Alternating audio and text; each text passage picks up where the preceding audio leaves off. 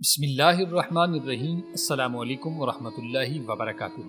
محترم دوستو، آج کی ویڈیو میں ہم قبلہ اول مسجد اقصی سے خانہ کعبہ کی طرف تبدیلی قبلہ کا تذکرہ کریں گے اور ساتھ ساتھ اس بات سے بھی پردہ اٹھائیں گے کہ اگر خانہ کعبہ حضرت ابراہیم علیہ السلام کے دور سے موجود تھا تو پھر مسجد اقصی کو مسلمانوں کا قبلہ کیوں بنایا گیا تھا۔ دوستو، عبرانی زبان میں یروشلم اور عربی زبان میں القدس کے نام سے معروف تاریخی شہر بیت المقدس، جس کے معنی پاک گھر کے ہیں، ان شہروں میں سے ہے جسے نوع انسانی عزت و احترام کی نگاہ سے دیکھتی ہے۔ اس شہر کا ذرہ ذرہ مقدس ہے اور اکثر انبیاء کرام علیہ السلام کی یادگاریں یہاں ملتی ہیں۔ حضرت داؤد علیہ السلام، حضرت سلیمان علیہ السلام اور کئی دوسرے انبیاء کرام علیہ السلام بھی یہیں مدفون ہیں۔ محترم دوستو، یہ دنیا کا واحد شہر ہے جسے یہودی، مسیحی اور مسلمان تینوں مقدس مانتے ہیں۔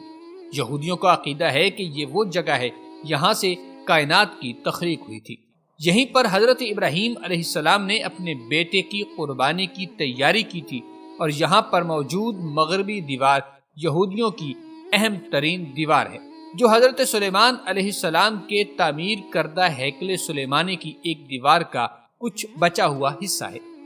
دوستو، عیسائی کہتے ہیں کہ حضرت عیسیٰ علیہ السلام کی جائے پیدائش یہیں واقع ہے۔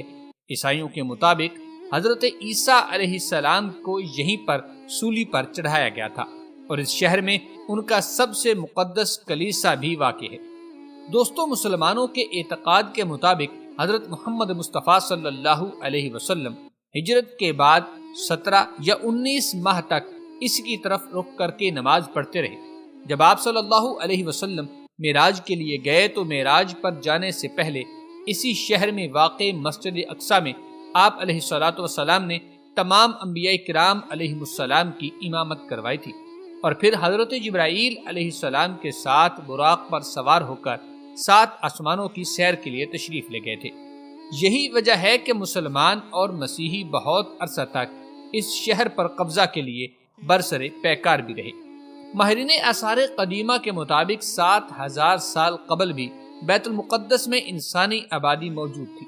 اس طرح یہ دنیا کے قدیم ترین شہروں میں سے ایک ہے۔ دوستو، 1000 سال قبل حضرت داؤد علیہ السلام نے یہ شہر فتح کر کے اسے اپنی سلطنت کا دارالحکومت بنایا تھا اور انہوں نے 33 سال تک اس شہر پر حکومت کی تھی۔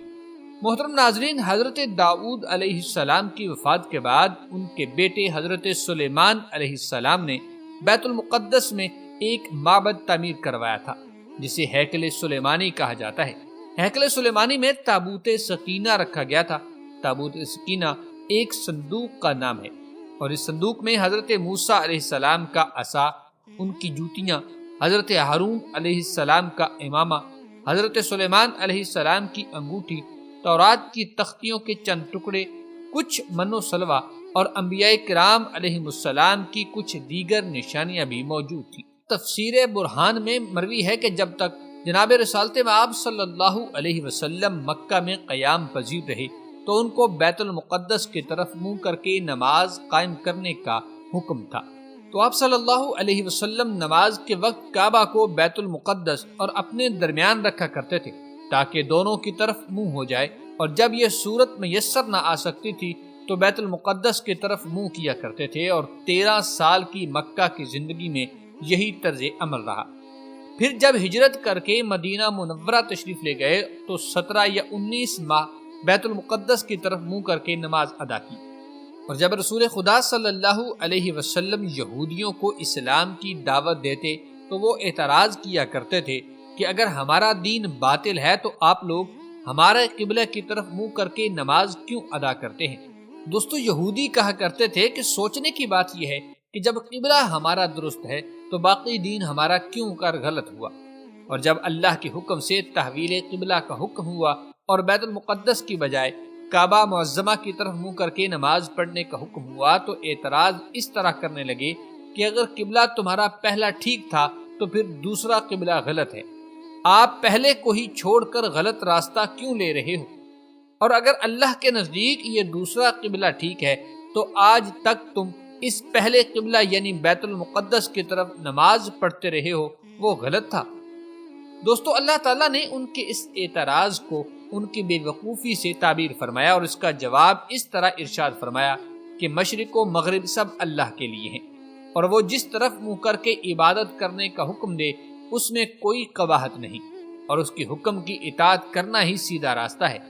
بیت المقدس یا کعبہ میں سے کسی کو کوئی ذاتی خصوصیت حاصل نہیں ہے جس کی بنا پر قبلہ صرف وہی ہو سکتا ہے اور بس، بلکہ قبلہ قرار پانے کے لیے جگہ کے تقدس کے ساتھ ساتھ اللہ کا فیصلہ بھی معیار ہے، کیونکہ قبلہ اس کے حکم سے بنتا ہے۔ دوستو، پیغمبر اسلام صلی اللہ علیہ وسلم نے بھی یہودیوں کے الزامات کا اس طرح جواب ارشاد فرمایا۔ آپ نے فرمایا کہ اللہ تبارک و تعالی نے تم کو ہفتے کے دن مچھلی کے شکار سے منع فرمایا تھا اور باقی ایام میں تمہارے لیے جائز قرار دیا تھا۔ اگر مچھلی کا شکار جائز تھا تو ہفتے کے دن کو منع کیوں کیا، اور ناجائز تھا تو باقی ایام میں جائز کیوں رکھا گیا؟ دوستو، انہوں نے کہا کہ دونوں حکم جائز اور تابع مصلحت خداوندی تھے۔ بس آپ نے فرمایا کہ تحویل قبلہ بھی یہی صورت میں آتا ہے کہ اپنے وقت میں وہ بھی صحیح تھا اور اب یہ بھی صحیح ہے اور مصلحت خداوندی کے تابع ہے۔ اس کے بعد ان کے دیگر شکوک و شبہات کا جواب دینے کے بعد آپ نے فرمایا، اے اللہ کے بندو، تم بیمار کی حیثیت سے ہو، اللہ طبیب کی حیثیت سے ہے، تمہیں شفا یابی کی ضرورت ہے، خواہ طبیب علاج کا جو طریقہ بھی اختیار کرے،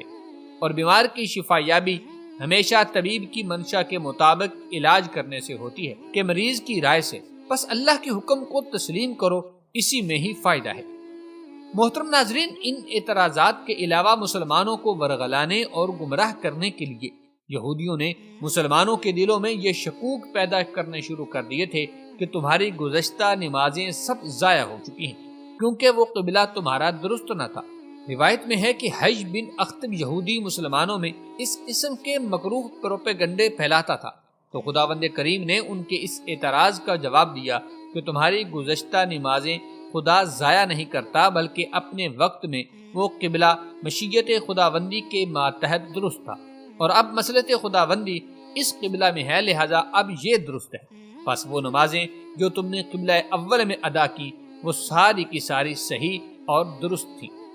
محترم دوستو، مروی ہے کہ جب تحویل قبلہ کا حکم ہوا تو مسلمانوں نے جناب رسول خدا صلی اللہ علیہ وسلم سے دریافت کیا کہ ہماری گزشتہ نمازیں ضائع تو نہیں، یا جو ہمارے مسلمان بھائی اس زمانے میں انتقال کر گئے ان کی کوئی گرفت تو نہیں ہوگی؟ بس اللہ کی طرف سے آیت نازل ہوئی کہ خدا تمہارے ایمان کو ضائع نہیں کرتا۔ دوستو، تحویل قبلہ یعنی قبلہ کی تبدیلی کے بارے میں اللہ تبارک و تعالیٰ قرآن مجید فرقان حمید میں ارشاد فرماتا ہے کہ کھرے اور کھوٹے کو الگ الگ کرنے کے لیے ہم نے تحویل قبلہ کا حکم دیا تاکہ عام پتہ چل جائے کہ رسول کی اطاعت دل و جان سے کرنے والے کون کون ہیں اور پیچھے ہٹنے والے کون ہیں۔ دوستو، مروی ہے کہ مکہ والے چونکہ کعبہ سے زیادہ محبت رکھتے تھے، اس لیے ان کی خواہشات کے خلاف بیت المقدس کو قبلہ قرار دینے کا حکم ہوا تاکہ خواہش کی اطاعت کرنے والے اور رسول خدا صلی اللہ علیہ وسلم کی اطاعت کرنے والے الگ الگ ہو جائیں۔ اور جب آپ ہجرت کر کے مدینہ تشریف لے گئے تو یہاں کے لوگ بیت المقدس سے مانوس تھے، کیونکہ مدینہ کے یہودی بیت المقدس کی طرف منہ کرتے تھے، بس ان کی خواہشات کے خلاف کعبہ کی طرف منہ کرنے کا حکم بھی دیا تاکہ رسول کے اطاعت گزار اور خواہش نفس کے پیچھے چلنے والے الگ الگ ہو جائیں۔ اگرچہ یہ بات بڑی گراں اور بھاری تھی، لیکن جن پر اللہ کی مہربانی ہو اور اس کی ہدایت اور توفیق سامنے حال ہو تو کوئی بڑی بات نہیں۔ روایت میں ہے کہ جب یہود نے حضور صلی اللہ علیہ وسلم پر اعتراضات کیے تو آپ بہت رنجیدہ خاطر ہوئے اور رات کو گھر سے باہر تشریف لے گئے۔ امر خدا کے انتظار میں آسمان کی طرف دیکھتے رہے۔ صبح ہوئی اور نماز ظہر کا وقت آیا تو آپ بنی سالم کی مسجد میں نماز ظہر کی 2 رکعت ادا فرما چکے تھے، اور آپ کو بازوؤں سے پکڑ کر کعبہ کی طرف پھیر دیا گیا، اور اس وقت قرآن مجید کی یہ آیت نازل ہوئی، فَلَنُوَلِّيَنَّكَ قِبْلَةً تَرْضَاهَا فَوَلِّ وَجْهَكَ شَطْرَ الْمَسْجِدِ الْحَرَامِ۔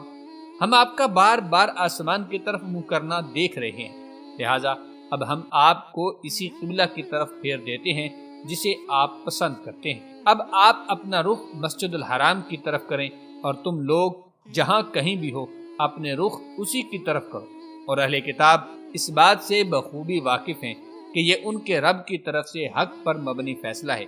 اور جو کچھ وہ کر رہے ہیں اللہ اسے غافل نہیں ہے۔ محترم دوستو، اس مسجد کو جس میں قبلہ کی تبدیلی کا حکم نازل ہوا مسجد قبلتین کہتے ہیں، جس کے معنی ہے کہ دو قبلوں والی مسجد، چونکہ اس کے اندر رسول اکرم صلی اللہ علیہ وسلم نے ایک ہی نماز کو دو قبلوں کی طرف ادا فرمایا تھا۔ یہاں پر سوال یہ پیدا ہوتا ہے کہ تحویل قبلہ کے لیے آپ کو اس قدر انتظار کیوں تھا کہ رات کو گھر سے باہر نکل کر آسمان کی طرف دیکھتے اور وحی کا انتظار فرماتے تھے؟ اس کے بارے میں مفسرین نے بیان کیا کہ ایک تو اللہ تعالیٰ کا وعدہ تھا کہ آپ کا قبلہ بیت المقدس سے تبدیل کر کے خانہ کعبہ کو قرار دیا جائے گا، اس وجہ سے آپ منتظر تھے۔ ابن عباس رضی اللہ تعالی عنہ سے مروی ہے کہ خانہ کعبہ حضرت ابراہیم علیہ السلام اور آپ کے دیگر آبائے طاہرین کا قبلہ تھا، اس لیے حضور صلی اللہ علیہ وسلم کو اس سے محبت تھی اور خواہش تھی کہ ہمارا قبلہ بھی کعبہ ہو۔ اس کے ساتھ ساتھ سعود کی تانا زنی بھی بے حد بڑھ چکی تھی، اور چونکہ عرب اقوام کو کعبہ سے انس تھا، اس لیے کعبہ کے قبلہ ہونے کی خواہش آپ کے دل میں تھی تاکہ عرب قومیں زیادہ سے زیادہ دین اسلام میں داخل ہو سکے۔ محترم دوستو، علماء یہود و نصارہ کو بھی اس بات کا علم تھا کہ قبلہ کی یہ تبدیلی حکم خدا بندی ہے، لہذا اس کے باوجود پھر بھی اعتراض کرتے تھے۔ ان کو یہ معلوم تھا کہ انبیاء سابقین کی بشارت بھی تھی کہ آنے والے نبی کی صفات فلاں فلاں ہوں گی، اور ان صفات میں سے ایک یہ بھی کہ وہ دو قبلوں کی طرف نماز پڑھے گا۔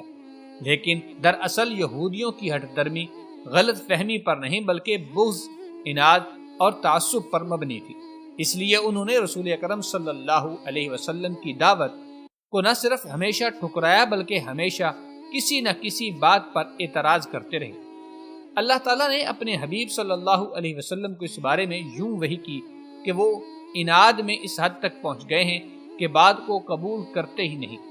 ان کے اعتراضات حق کی تلاش کے لیے نہیں بلکہ صرف اور صرف اناد پر مبنی ہیں۔ اگر آپ دلائل کے ڈھیر بھی لگا دیں تب بھی وہ ماننے والے نہیں ہیں، اور نہ اب آپ کو ان کے قبلہ کی طرف منہ کرنے کی اجازت ہے، کیونکہ پہلا حکم منسوخ ہو چکا ہے۔ اور اہل کتاب آپ کے قبلہ کو تو کیا مانیں گے جبکہ ان کے اپنے درمیان بھی قبلہ میں اختلاف ہے، وہ بھی ایک دوسرے کے قبلہ کی طرف نہیں جھکتے۔ تفسیر مجمع البیان میں ہے کہ نصارہ مشرق کی طرف منہ کرتے تھے جس طرف حضرت عیسیٰ علیہ السلام کی جائے ولادت تھی، اور یہودی بیت المقدس کی طرف منہ کیا کرتے تھے۔ محترم ناظرین، یہ تھی مکمل کہانی مسجد اقصیٰ سے خانہ کعبہ کی طرف تبدیلی قبلہ کی۔ امید کرتے ہیں کہ آپ کو یہ ویڈیو ضرور پسند آئی ہوگی۔ ملتے ہیں ایک نئی ویڈیو کے ساتھ، تب تک کے لیے اللہ نگہبان۔